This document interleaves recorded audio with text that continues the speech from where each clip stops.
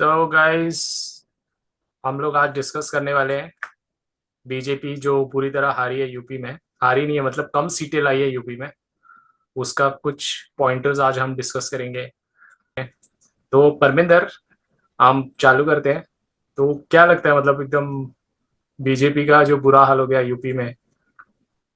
हम्म।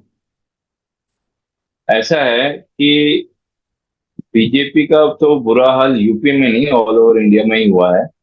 हरियाणा में भी काफी कम सीट्स आई हैं। पंजाब में सीट्स नहीं मिली हैं। राजस्थान में काफी कम सीट्स मिली हैं। तो ऑल ओवर इंडिया में ही दिक्कत हुई है। और मेन चीज पंजाब जो मुझे समझ में आ रही। इंडिया में हाँ, तो मिली नहीं है बीजेपी को सीट तो। पंजाब में तो हमेशा क्या बुरा बोल हाल रहे है। हैं? पंजाब में सीट कहाँ मिलती है बीजेपी को। भले ही नहीं मिलती हो, लेकिन वहां पर अभी भी एक ही सीट मिली शायद। एक नहीं। हाँ, एक मिली है, एक भी नहीं मिली है, अकाली दल को मिली है एक। जीरो है। अकाली दल को मिली है। हाँ, तो यही है कि पूरे भारत में ही उनको काफी कम सीट मिली है। और इसका मेन रीजन जो समझ में आ रहा है कि हरियाणा में तो मेन ऐसा है कि जाटों का और अदर कास्ट का, मतलब कास्ट के बेसिस पे ही हम इसको सेग्रीगेट कर सकते हैं कि जाटों ने एक तरफा कांग्रेस को वोट किया है हरियाणा में। और राजस्थान में भी कुछ ऐसे सुनने में आया है कि जो जो राजपूत कम्युनिटी ने ठाकुर वोट। हैं, राजपूत। राजपूत हाँ, ये मुझे जो मालूम पड़ा राजपूत कम्युनिटी। कि वसुंधरा राजे सिंधे को मतलब नाराज करने का असर पड़ा है कि बीजेपी को बहुत हाँ बड़ा। हाँ, क्या लगता है। बेसिकली क्या होता है, एक इंडिया में एक सेंस ऑफ सेल्फ कॉन्शियसनेस है नहीं, जिसको हिंदी में विवेक बोलते हैं। अपना विवेक खो के बैठे हैं सब।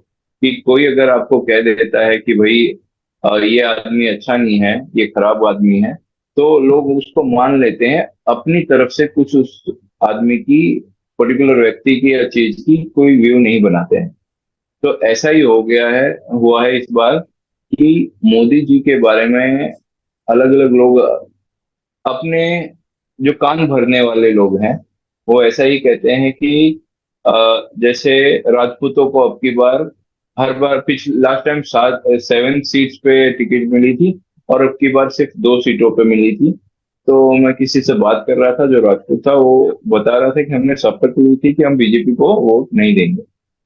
लेकिन मुझे एक हाँ। बात मोदी तो फैक्टर है, ठीक है, मोदी तो खाली पिक्चर में है। लेकिन तुझे लगता नहीं हम्म। कि गलती जो हुई है जेपी नड्डा से हुई है, जो कि मतलब बोलते ना, बोलना कि आरएसएस को हमारी मतलब अब हमें आरएसएस की जरूरत नहीं है। समझे, अपनी बुनियाद को ही मतलब बोलते हैं नकार देना। मुझे लगता है मोदी की गलती नहीं है इसमें। तेरे को क्या लग रहा है। लोगों की गलती है, जो इसमें मतलब मुझ बीजेपी के अंदर जो अंदर लोग काम करें उनकी गलती है मेरे ख्याल से। अब मैं हर बार तो ये नहीं बता सकता ना कि मैं कितना अच्छा हूं, मैं तुम्हारे बारे में क्या समझता हूँ। Relation once made should be carry forward. अगर एक बार किसी का रिलेशन बन जाता है तो उसको कैरी फॉरवर्ड करना चाहिए। मोस्ट ऑफ कांग्रेस के जो वोटर्स हैं वो इसी बेस पे काम करते हैं। मतलब उनको कोई डाउट नहीं है कि हमको अ, किसी दूसरी पार्टी को वोट देना भी है कि नहीं देना है। जो जो पलटी मारते हैं या फिर जो वोटर्स चेंज होते हैं, वो बीजेपी के वोटर्स हैं। कांग्रेस के तो फिक्स वोटर्स हैं ही। जिन और उनको कांग्रेस को भी उन पे फुल कॉन्फिडेंस है कि अपने हमारे वोटर्स कहीं जाएंगे नहीं। और उन वोटर्स भी उन पे, उनके जो कॉन्फिडेंस है उस पे खरे उतरते हैं। जो इलेक्शन का रिजल्ट जिस वजह से अलग आता है, वो बीजेपी के वोटर्स की वजह से आता है। नहीं, अ, अगर ऐसे हम लोग के यूपी में बोला हाँ, गया था। इसमें इसमें एक जो चीज जो आरएसएस को साइडवेज किया वो गलत था। हाँ, जो कि अभी सुनने में आ रहा है, पहले तो फील भी नहीं हुआ क्योंकि नहीं नहीं, मैंने ग्राउंड लेवल पे देखा। वो न्यूज में है। अब मैं स्क्रीन शेयर करके बताता हूँ, एक मिनट रुक। स्क्रीन शेयर करता हूँ मैं। न्यूज में कैसा होता है कि किसी को नहीं, कुछ फील हुआ, वो लिख दिया, वो छप गया। देख ये है, यहाँ पे क्या बताया गया है कि Nadda on BJP and RSS ties we have grown more capable now the BJP run itself. मतलब ये क्या बोल रहे हैं कि हम लोग बहुत कैपेबल है, हमें आरएसएस की जरूरत ही नहीं है। तो it does not make sense, ठीक है ना, ये मतलब सेंस ही नहीं रखते लेकिन लोग। लेकिन क्या ये बात सच में नड्डा जी ने कही है? अब है, मतलब ये नोन चैनल है, इंडियन एक्सप्रेस है, ठीक है, हम्म। लिखा गया है यहाँ पे। और एचटी ये इसमें नहीं हिंदुस्तान है। हिंदुस्तान हिंदुस्तान टाइम ऐसी बातें कितने बार लिखता है जो होती ही नहीं। तो मुझे लगता है ना कि ओवर कॉन्फिडेंस बीजेपी को खा गया। अब ऐसा है, यही इसी चीज को मैं कच्चे कान की बात करता हूँ कि जब तक मैं जेपी नड्डा जी के मुंह से ये बात सुन नहीं लेता, तब तक ये नहीं मानता कि ये उन्होंने बोली। अब वीडियो हाँ, मेरे से इसका चलाना सोर्स। पड़ेगा, अगर चाहिए तो यूट्यूब पे हाँ, चला के देखते वीडियो। क्या बोलते हैं? देखो, देखिए, है तो। ठीक है, रुक जा। बीजेपी अध्यक्ष जेपी नड्डा के एक इंटरव्यू पर 5वें चरण की वोटिंग से पहले सियासी हंगामा मच गया।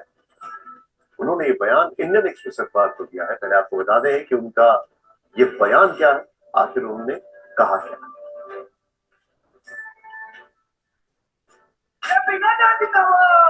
इंडियन एक्सप्रेस से जेपी नड्डा ने कई मुद्दों पर बात की। इसी दौरान उनसे आरएसएस को लेकर पूछा गया। सवाल ये था कि पूर्व प्रधानमंत्री अटल बिहारी वाजपेयी के समय और अब के बीच आरएसएस की स्थिति कैसे बदली है। इस पर नड्डा ने कहा, शुरू में हम अक्षम होंगे, थोड़ा कम होंगे, आरएसएस की जरूरत पड़ती थी। आज हम बढ़ गए हैं, सक्षम हैं, तो बीजेपी अपने आप को चलाती है।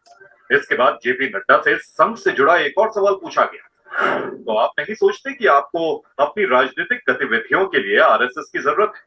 जेपी नड्डा ने कहा, जरूरत का सवाल नहीं, वो वैचारिक फ्रंट है, वो वैचारिक तौर पर अपना काम करते हैं और हम अपना। आरएसएस और बीजेपी का अपना अपना कार्य क्षेत्र है जो स्पष्ट तौर पर स्थापित है। आरएसएस का सामाजिक सांस्कृतिक मुद्दों पर काम करने का सदी पुराना अनुभव है। बीजेपी राजनीतिक पार्टी है जो भारत को विकास की नई ऊंचाई पर ले जाने का काम कर रही है। अपने कार्यकर्ताओं की बदौलत हम 140 करोड़ भारतीयों की पसंद बनकर उभरे हैं। आरएसएस और बीजेपी दोनों अपनी क्षमताओं के अनुसार अपने कर्तव्यों का पालन कर रहे हैं। दोनों संगठनों का एक दूसरे के प्रति पूरा सम्मान है। ऐसा पॉइंट पे है जाते कि हैं। अब ये तो बहुत हम्म। लंबा चलेगा, नेक्स्ट पॉइंट पे अपन जाते हैं कि हम्म। जो पॉइंटर्स है, for an example caste based politics in India, ठीक है। हम्म। तो जैसे अभी स्क्रीन पे दिख रहा है कि एसपी को जो गेन हुआ है, ओबीसी, हम्म। मुस्लिम्स, मोदी, राजपूत, हम्म। हम्म। तो दिख रहा है कहीं ना कि मतलब बीजेपी है ना, ओबीसी को मतलब ये नहीं कर पाई, शायद से आरक्षण की वजह से भड़काया गया कि आरक्षण खत्म कर देगी बीजेपी, 400 सीट आ गई तो है। उसके अंदर अगर सेकंड अब पॉइंट ऐसा है, 25 इंडिया अलायंस। हाँ। 25% तू देख सकता है कि गेन हुआ है एसपी को। और सेम अगर हम्म। कांग्रेस के देखेंगे हम लोग, 4% कांग्रेस को गेन हुआ है। वहीं अगर बीजेपी को देखेंगे 23% लॉस हुआ है, ठीक है। हर जगह पे लॉस हुआ है, मतलब ब्राह्मण्स हो गया, जनरल्स हो गया, जाट हो गया, राजपूत हो गया, मुस्लिम, ये ये यूपी। ये तो चीज क्या है? ये यही तो प्रोपेगेंडा है जो अपने अगेंस्ट चलाया जा रहा है कि आपको ये नहीं बता रहा है कि टोटल आपको ये वोट का लॉस कितना है, ये ऐसे बता। अब कहीं से भी वोट शिफ्ट होगा तो कोई ना कोई तो ब्राह्मण होगा, कोई जाट होगा, कोई ओबीसी होगा। तो अब तो कहीं ना कहीं से तो होगा, अब उसको डिवाइड करके दिखा रहे हैं। तो आप कैसे देख रहे हो उस चीज को, वो वैसे डिपेंड डिपेंड करता है। यहाँ पर अपना विवेक काम आएगा कि हमको कैसे देखना है। अब ओवरऑल बीजेपी हारी है, हारने के बाद आप इसको कुछ भी दिखा सकते हो कि। में जो दिखा तो रहे हैं ना यहाँ पे, इसका मेन हम्म। कंसेप्ट क्या है मालूम है? ओबीसी का तो हम्म। आरक्षण है, भड़काया गया कि 400 सीट आई तो आरक्षण खत्म कर देंगे।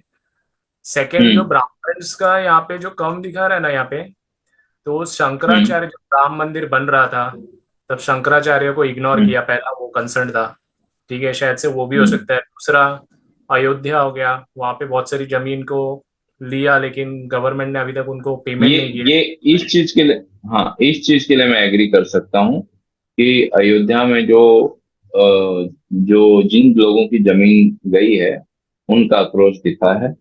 हम्म। और दूसरी जो एक चीज बताई जा रही है, वहां का जो सांसद था वो पब्लिक के बीच में नहीं दिखा था, या तो वो कॉन्फिडेंस में था और वो मे तीसरा बी चीज शायद। क्या लग रहा है तेरे को? शंकराचार्य को मतलब हम्म, इग्नोर कर, ठीक है, आरएसएस को थोड़ा साइडलाइन कर। से- शंकराचार्य वाला मुझे इतना बड़ा मुद्दा नहीं लगा कि उसके उस शंकराचार्य को इग्नोर करेंगे तो ब्राह्मण को बुरा लगेगा और मोदी जी को हरा देंगे। ये कोई सेंस वाली बात मुझे नहीं लग रही है। हम्म। और रही बात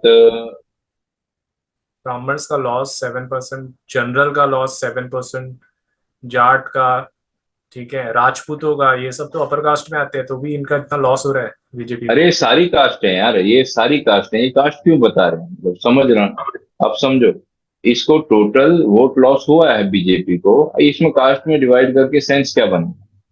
अगर वोटर कहीं से शिफ्ट होंगे किसी न किसी कास्ट के तो होंगे। तो तेरे को लगता नहीं जैसे कि ओबीसी सबसे 23% लॉस जो हो रहा है ओबीसी को, अगर बीजेपी ओबीसी को कॉन्फिडेंस में लेती कि हम आपका मैं रिजर्वेशन बताता हूँ क्या है, मैं देंगे। बताता हूँ क्या हुआ है। अगर यूपी की बात होगी और ओबीसी की बात करते हैं, तो उनकी लीडरशिप, जो उनको एक लीडर का चेहरा मिला उनका, तो एक जो एक पार्टी थी, कौन सी थी नाम नहीं पता उसका, एक नया बंदा है जिसने अपनी पार्टी बनाई थी और उनको जो ओबीसी वोटर थे सारे उसकी तरफ शिफ्ट हुए हैं। तो इसलिए बीजेपी से हटे हैं वो। तो उनको अपने लीडर का चेहरा मिला, वो अपने लीडर के साथ चले गए। इसमें हम्म। अगर ये इतना ही बायस नहीं था, या फिर बीजेपी को एक डिफेम नहीं करना चाह रहा था, तो ये ऐसा भी कुछ दिखाता जहां पर कुछ ऐड हुए हैं। नहीं, यहाँ पर तो वो सभी ऐड हुआ सभी है, ऐड ऐड हुआ है। एमपी एमपी में बहुत सारे वोटर्स ऐड हुए, लेकिन एमपी में उतने हम्म, सीट्स नहीं है। जहाँ पे ऐड होने वाली जो जगह है वो है यूपी। ठीक है, मुझे लगता है कि कहीं मिसमैनेजमेंट हुआ है जिसकी वजह से इतना लॉस हुआ। अगर यूपी जीत जाती तो बिहार हो गया या वेस्ट बंगाल भी अच्छा खासा हो सकता था। मैं बताता हूँ एक जो चीज जहां पर हम इस चीज को लेके जा सकते हैं, जो इंडिया अलायंस थी, लास्ट टाइम इनका जो अलायंस का कोयलेशन हुआ था और जिस वजह से इनमें अच्छी एक अंडरस्टैंडिंग नहीं बनी थी, इस लास्ट इलेक्शन के मुकाबले इस बार ये लोग एक बेटर पोजीशन में थे और इन्होंने अपना अपना रोल एक अच्छे तरीके से निभाया और अपनी अपनी सीट्स जहां पर ये लड़े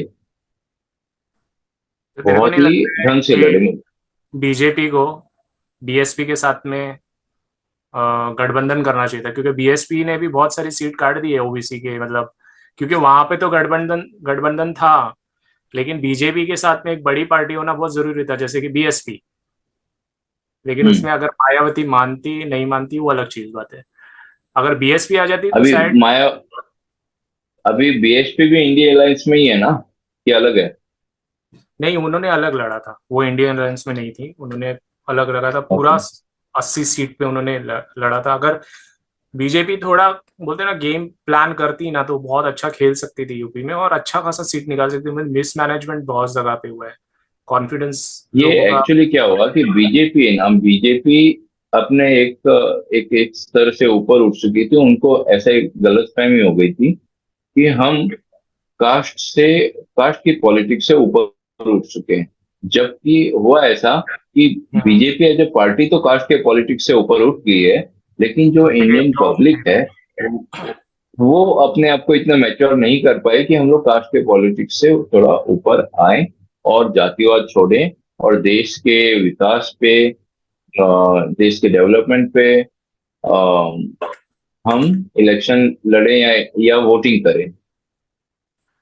तो अभी ये अमर उजाला का ये है कि बीजेपी जो यूपी में हारी है, ठीक है, उसके कुछ हम्म, पॉइंटर्स इन्होंने दिए।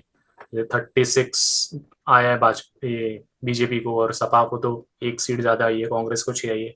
बसपा को तो कुछ भी नहीं है, 0-0 है। लेकिन बसपा ने क्या काम किया है, बसपा ने बीजेपी के सीट काट दिए, मतलब बोलते हैं ना, वोट काट दिए, सॉरी। तो बहुत जगह पे देखा जा रहा है। अभी इसमें जो पॉइंटर्स दिए है ना, वो ये है कि 26 मौजूदा सांसदों की हार बड़ा संदेश।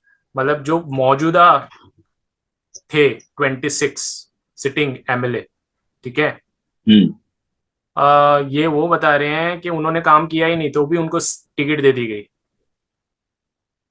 कुछ ऐसा मतलब। है जहां से, सुनिए सुनिए, मैं आपको बताता हूँ कि जहां से अपनी स्मृति ईरानी जी हारी हैं, क्या उन्होंने हम्म, काम नहीं किया कुछ?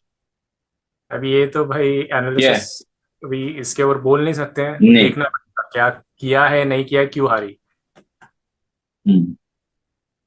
तो उन्होंने काम किया है, मैं आपको बताता हूँ।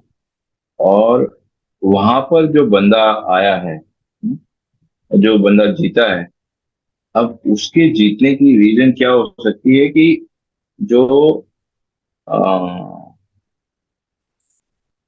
वो 40 साल से कांग्रेस के साथ है, तो लोगों से जो टच में रहा होगा या फिर जो उनको तो यही उनका बात है बॉन्ड ना, मतलब रिलेशन रहा।